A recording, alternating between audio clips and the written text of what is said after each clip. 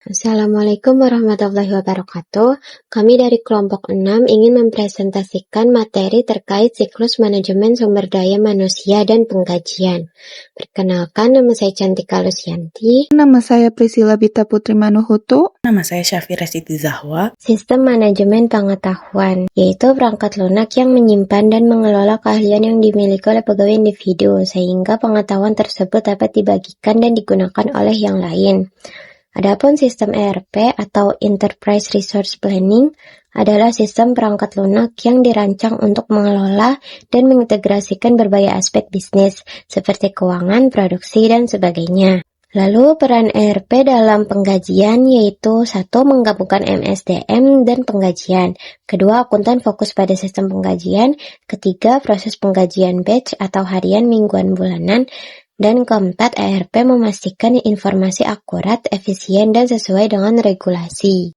Siklus MSDM atau pengajian. Siklus MSDM atau pengajian adalah serangkaian aktivitas bisnis dan operasi pemrosesan data yang bertujuan untuk mengelola kemampuan karyawan secara efektif. Yang pertama, mengelola aktivitas terkait pegawai dari perekrutan hingga kompensasi. Yang kedua, ada studi kasus AOE. Perusahaan ini memiliki sistem MSDM dan pengajian yang terpisah menyebabkan inefisiensi dan biaya meningkat.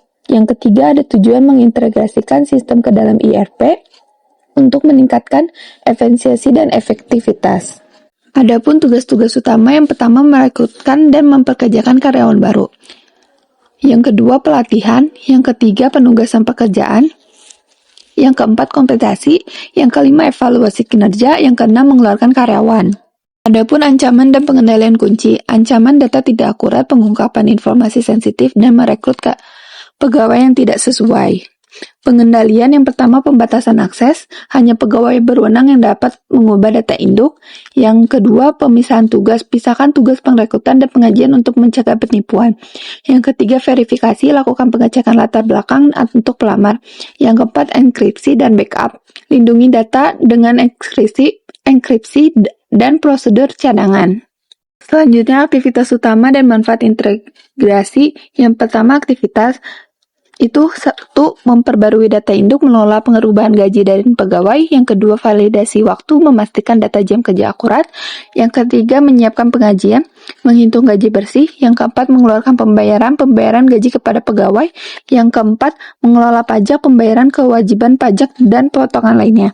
Yang kedua, manfaat integritas. Yang pertama, memungkinkan data yang akurat untuk evaluasi kinerja. Yang kedua, mengurangi biaya pemrosesan. Yang ketiga, meningkatkan moral pegawai. Selanjutnya, kesimpulan sistem MSDM mencatat dan mengolah data mengenai aktivitas perekrutan, pelatihan, penugasan, pengevaluasian, dan pemberhentian pegawai. Sistem penggajian mencatat dan mengelola data yang digunakan untuk membayar para pegawai atas jasa mereka. Lalu ada soal dan jawaban. Soal yang pertama, biasanya para akuntan sering terlibat dengan bagian siklus MSDM jawabannya bagian penggajian. Nomor 2, apakah perputaran pegawai dan ketidakhadiran merugikan?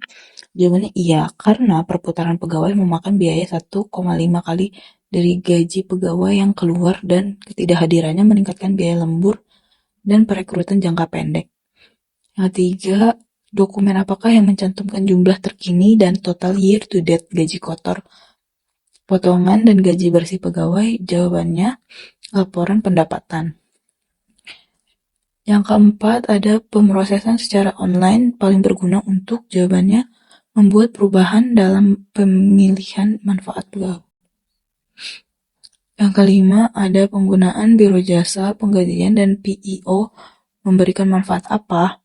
Jawabannya mengurangi kebutuhan akan keahlian in-house.